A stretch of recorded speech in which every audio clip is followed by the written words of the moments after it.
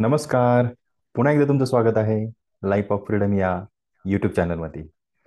तर कसे आहात सगळे आणि कशी आहे तुमची इन्व्हेस्टमेंट?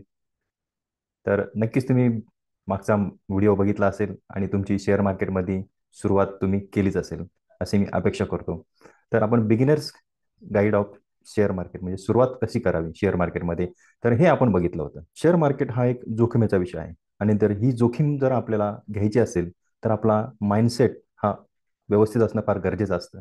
आणि कूल माइंडने जर आपण शांततेने जर शेअर मार्केटमध्ये आपण आपला व्यवहार चालू ठेवला तर नक्कीच आपण छोट्या पैशामध्ये सुरुवात करून एक चांगला कॉर्पस आणि चांगला फंड आपण आपल्या जीवनामध्ये जमावू शकतो. हे तर नक्कीच आहे. शेअर मार्केटमध्ये कमी पैशाने सुरुवात करून मोठे पैसे कमवायचे आहेत ना, तर मग नुसती गुंतवणुकीवर लक्ष फोकस न करता तुम्हाला माइंडसेटवर फोकस करावा लागेल. तरच तुम्हाला पैसे बनणार आहेत. शेअर मार्केट तुमच्या विचारसरणीवर पैसे देतं. तुम्ही कशा पद्धतीने विचार करता, जर तुम्ही आज कशा पद्धतीने विचार करताय, तर तो रिझल्ट तुम्हाला तो काही दिवसानंतर मिळणार आहे. म्हणजेच छोटी छोटी इन्व्हेस्टमेंट तुमची ही चांगल्या स्वरूपात बदलणार आहे. तर कशा पद्धतीने तुम्ही करायला पाहिजे?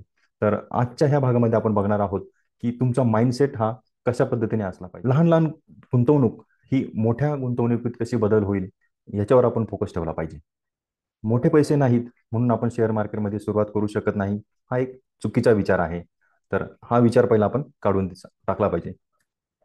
500 ते 1000 रुपयामध्ये सुद्धा आपण सुरुवात करू शकतो आणि त्याचं कंपाऊंडिंगमध्ये रूपांतर करून आपण कशा पद्धतीने पैसा कंपाऊंडिंग होतो यावर आपण फोकस केला पाहिजे. वेळ आणि संयम पाळला तर तुमची छोटीशी जी गुंतवणूक केलेली असते तर ती नक्कीच मोठ्या संपत्तीत निर्माण होऊ शकते. हे तर नक्कीच आहे. यामध्ये मी तुम्हाला काही 5 टिप्स देणार आहे. तर ह्या टिप्सवर तुम्ही नक्कीच ह्या टिप्स म्हणजे काय, तुमचं एक सजेशन असेल माझ्यासाठी. तुमचं माइंडसेट कशा पद्धतीने तुम्ही ठेवू शकताल स्टॉक मार्केटमध्ये. तर याच्यासाठी 5 टिप्स काय आहेत त्या आपण वन बाय वन बघणार आहोत. तर यामध्ये पहिली स्टेप काय आहे ते बघूया.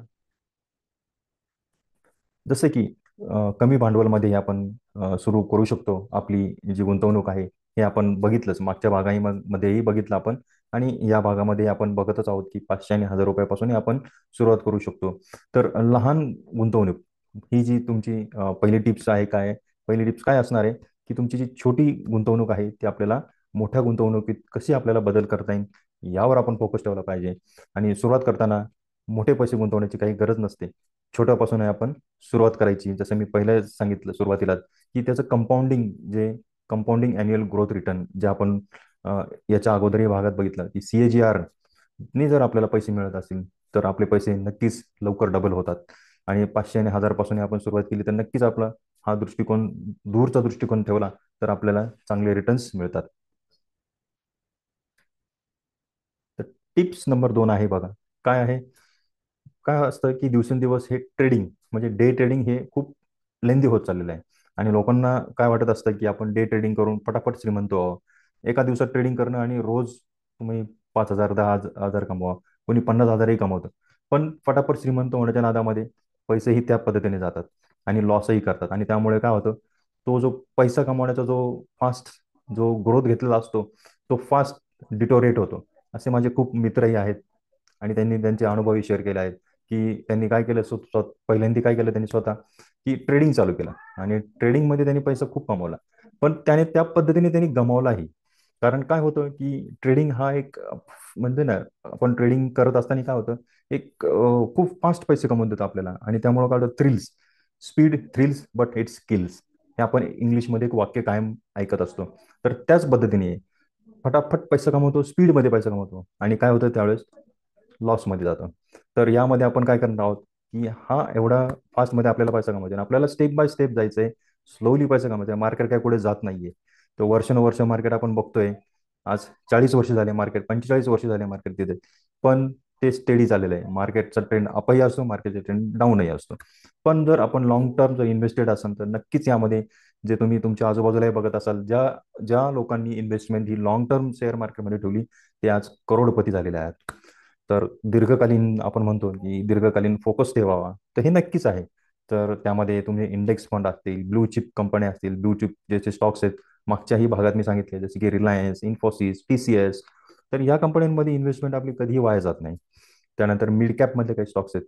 मी आजच्या या भागाच्या व्हिडिओमध्ये खाली डिस्क्रिप्शनमध्ये काही स्टॉक्सही देणार आहेत आणि काही इंडेक्स फंड्सही देणार आहेत. तर तेही तुम्ही रेफर करू शकता तुमच्या इन्व्हेस्टमेंट जर्नी सुरू करण्याकरता. तर यामध्ये आपल्याला काय सतत गुंतवणूक करावी लागेल आणि आपल्याला सातत्य ठेवावं लागेल. आणि जसे की आपण बघितलं की जुने जे इन्व्हेस्टर आहेत शेअर मार्केटमधले, खूप मोठे इन्व्हेस्टर आहेत, वॉरेन बफेट, त्यांचा विचार घ्या. त्यांचे जे काही ॲडवाइसेस आपण बघतो, त्यांचे काही पुस्तकं वाचा आणि त्यांनी कशा पद्धतीने त्यांच्या पद्धतीने त्यांची जर्नी चालू केली होती. दुसरी जी टीप होती त्यामध्ये आपण बघत होतो की आपल्या जी गुंतवणूक करतो आपण त्यामध्ये आपल्या सतत संयम ठेवायला पाहिजे आणि सतत खरेदी विक्री करून नुकसान करून घ्यायचं नाहीये त्याच्यामध्ये. वॉरेन बॉफेट सरांचं एक वाक्य आहे, the stock market is the device for transferring money from the impatient to the patient.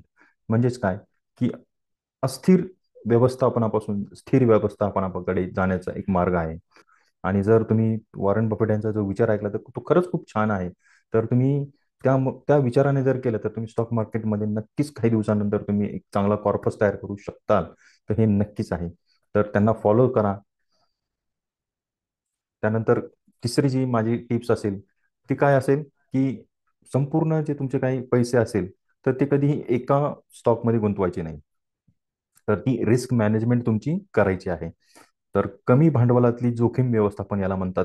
He G tips आहे ती कशी करायची की तुमचं जे फंड्स आहेत की तुमचे स्टॉक्स आहेत ते तुम्ही डायव्हर्सिफाय करायचे. डायव्हर्सिफाय करायचे म्हणजे की वेगवेगळ्या सेक्टरमध्ये पैसे लावायचे. म्हणजे ज्या ज्या वेळेस काय होतं की मार्केट ज्यावेळेस असतं चालू असतं त्यावेळेस काय होतं की कुठलंही सेक्टर प्लस मायनस होत असतं. कधी केमिकल सेक्टरवर जातं, कधी आय टी सेक्टरवर जातं, कधी ऑटो सेक्टर चालतं, तर कधी इन्फ्रास्ट्रक्चर चालतं. तर असे जर वेगवेगळ्या सेक्टरचे आपल्याकडे जर स्टॉक्स असतील तर नक्कीच आपला पोर्टफोलिओ हा शाबूत राहतो, असेच असत राहतो. आपला लॉस हा कमी होतो आणि स्टॉप लॉस हा नक्की ठेवायलाच पाहिजे. मग काय होतं आपलं संपूर्ण भांडवल त्यामुळे मर्यादित होतं. त्याला स्टॉप लॉस लावल्यामुळं काय होतं संपूर्ण जे आपण भांडवल लावलेलं असतं ते हळूहळू आपल्याला स्टॉप लॉस लावल्यामुळं काय होतं आपल्याला लवकर बाहेर पडता येतं. आताच काल परवा एका माझ्या मित्राचा मला फोन आलेला की मी इतके इतके स्टॉक्स घेतलेले आहेत आणि मी काय करू त्याचं. तर त्याचं काय केलं त्यांनी स्टॉप लॉस नव्हता लावलेला. जर तो स्टॉप लॉस जर त्यांनी लावलेला असता तर त्याला लवकर बाहेर पडता आलं असतं. कारण तो स्टॉक्स त्याचे खूप खाली गेला आणि आज ते स्टॉक्स त्याच्या 50% 60% डाऊन झालेले आहेत. तर स्टॉप लॉस लावणं हे फार महत्त्वाचं असतं. त्यानं त्यामुळं आपलं काय होतं मानसिक दृष्ट्यानं आपण खचून जातो. त्यामुळे आपल्याला ह्या गोष्टी तयार राहणं फार गरजेचं असतं. त्यामुळं आपण इमोशन्स या गोष्टी आपल्या सांभाळून भीती लालच या गोष्टी यापासून लांब राहिल्या पाहिजे. त्यानंतर चौथी जी माझी टीप असं याच्यामध्ये की नियमित बचत करणं, गुंतवणुकीची शिस्त पाळणं. कारण महिन्याला थोडे थोडे पैसे बाजूला करतो आपण, SIP करा. सिस्टमॅटिक इन्व्हेस्टिंग प्लॅन आणि ही कशी करायची काय करायची यावरही आपण काही दिवसात व्हिडिओ आणणारच आहेत. तर बाजार जरी गरगडला तरी घाबरू नका. तुमची त्याला एक संधी म्हणून बघा. आजची जी घडी चालू आहे ती ही खूप छान आहे आणि इन्व्हेस्टमेंट करता तर नक्की चांगली आहे. डिस्काउंटमध्ये मिळत आहेत स्टॉक्स. तर आपल्या पोर्टफोलिओमध्ये जे ब्लू चिप स्टॉक्स आहेत, मिड कॅपचे काही चांगले स्टॉक्स आहेत, हे नक्कीच घ्यायला पाहिजे आणि आपला पोर्टफोलिओ हा वाढवायला पाहिजे. तर सुरुवातीला कमी गुंतवणूक करून शिकणे हे फार महत्त्वाचे आहे. एक चांगला पोर्टफोलिओ तयार करायचा, 3 ते 5 वर्षाचा तुमचा हॉरायझन असला पाहिजे आणि लॉंग टर्म बेनिफिट आपल्याला हा नक्कीच भेटणार आहे. पाचवी जी माझी टीप असणार आहे की नवीन नवीन स्ट्रॅटेजी शिका. फंडामेंटल अनालिसिस आणि टेक्निकल अनालिसिस काय आहे त्यामुळं काय होतं की आपल्याला लवकर आपल्याला शेअर मार्केटमधून किंवा लवकर त्या स्टॉकमधून बाहेर पडण्याची संधी मिळते. तर त्याचं फंडामेंटल जर आपल्याला कळलं तर लवकर आपल्याला त्याचं कंपनीची माहिती कळते, त्याचे पोझिशन काय आहे, त्याचे क्वार्टरली रिझल्ट्स आपल्याला बघता येतात आणि पुढचे आपल्याला डिसिजन घेता येते आणि त्या स्टॉक्समधून आपल्याला लवकर बाहेर पडता येतं. तर मोठे गुंतवणूक जसे विचार करतात त्या पद्धतीने आपण विचार करायला शिकलं पाहिजे. जसे की वॉरेन बफेट, राकेश झुनझुनवाला. त्यानंतर ट्रेंड अनालिसिस कसं करायचं, सेक्टर्स आपण कसे शोधायचे. तर मार्केटची सायकल समजून घेतली पाहिजे. मग मार्केटची सायकल म्हणजे काय की दर 8 वर्षांनी मार्केटची सायकल ही चेंज होत असते. जर तुम्ही याच्यापूर्वीची 8 वर्षाची सायकल जर बघितली तर मार्केटचा ट्रेंड हा दर 8 वर्षांनी चेंज होत असतो. तर हे नक्की आपण अनुभवलं पाहिजे. वेगवेगळ्या सेक्टरमध्ये ज्यावेळेस आपण बघतो तर हे सेक्टरही चेंज होत असतात. प्रत्येक सेक्टरची एक सायकल असते. तर तीही आपण समजून घेतली पाहिजे. तर हे सगळं शिकत राहा. तुमच्या ज्ञानामध्ये नक्कीच भर होतच राहील आणि ही तुमचं ज्ञान वाढवणं आणि हीच मोठी संपत्ती आहे. ह्या ज्या 5 स्टेप्स आपण शिकलो आहोत तर ह्या स्टेप्समध्ये तुम्हाला एक माझी बोनस टिप काय असणार आहे, तर माझी एक स्ट्रॅटजी असणार आहे. तर ती आपण पहिले समजून घेऊया. तर पहिली असणार आहे की तुम्ही SIP चालू ठेवा. SIPद्वारे तुम्ही नियमित इन्व्हेस्टमेंट करा. 500, 1000, 2000 प्रति महिना तुम्ही इन्व्हेस्टमेंट करत राहा. त्यानंतर दुसरी असणार आहे की मोठमोठ्या कंपन्या जशा की TCS, इन्फोसिस, त्यानंतर HDFC बँक अशा कंपन्यांमध्ये तुम्ही इन्व्हेस्टमेंट करायला शिका. त्यांचे छोटे छोटे शेअर्स घ्या. 1 शेअर, 2 शेअर, 5 शेअर, जसे तुमची इन्व्हेस्टमेंट करण्याची ताकद असेल तसं तुम्ही इन्व्हेस्टमेंट करायला सुरुवात करा. मार्केट क्रॅशमध्ये अधिक पैसे गुंतवा. म्हणजे स्वस्त भावामध्ये घ्या आणि चढत्या भावामध्ये विका. त्यामुळे चांगला तुमचा फायदा होऊ शकतो. स्टेप नंबर 4 असेल की 3 ते 5 वर्षाचा तुमचा जो काही होरायझन आहे तो ठेवा. त्यामुळे तुम्हाला कंपाऊंडिंगचा फायदा घेता येईल. कंपाऊंडिंग हे शेवटच्या काही वर्षांमध्ये होत जातं. समजा तुमचा कंपाऊंड तुमची इन्व्हेस्टमेंट करण्याची जी काही 5 वर्ष इन्व्हेस्टमेंट करायची, 10 वर्ष इन्व्हेस्टमेंट करायची आहे तुम्हाला, तर शेवटच्या वर्षामध्ये म्हणजे 5व्या वर्षामध्ये, 4थ्या वर्षामध्ये, 9व्या 10व्या वर्षामध्ये कंपाऊंडिंगचा फायदा तुम्हाला खूप जास्त होतो.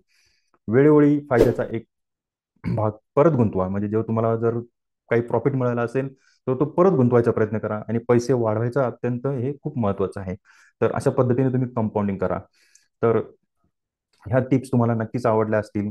शेअर मार्केटमध्ये पैसा हा खूप जोखमीचा आहे, पण मिळतही असतो. तर हे तुमचं उत्पन्नाचा एक सोर्स बनवू शकतो. आणि सतत शिकत राहा, संयम ठेवा आणि दीर्घकालीन विचारही करा. कमीत कमी भांडवलाने श्रीमंत होण्याचा मार्ग म्हणजेच तुमचा योग्य माइंडसेट आणि इंटेलिजंट इन्व्हेस्टिंग. हे जर तुम्ही करत राहिला तर तुम्हाला नक्कीच फायदा होणार. तर तुम्हाला ह्या टिप्स माझ्या कशा वाटल्या आणि तुम्ही किती भांडवलाने सुरू करणार आहात हे मला कमेंटमध्ये सांगा. जर तुम्हाला हा व्हिडिओ आवडला असेल तर नक्कीच कमेंट करा, लाईक करा, शेअर करा आणि सबस्क्राईब करायला विसरू नका. थँक्यू. धन्यवाद.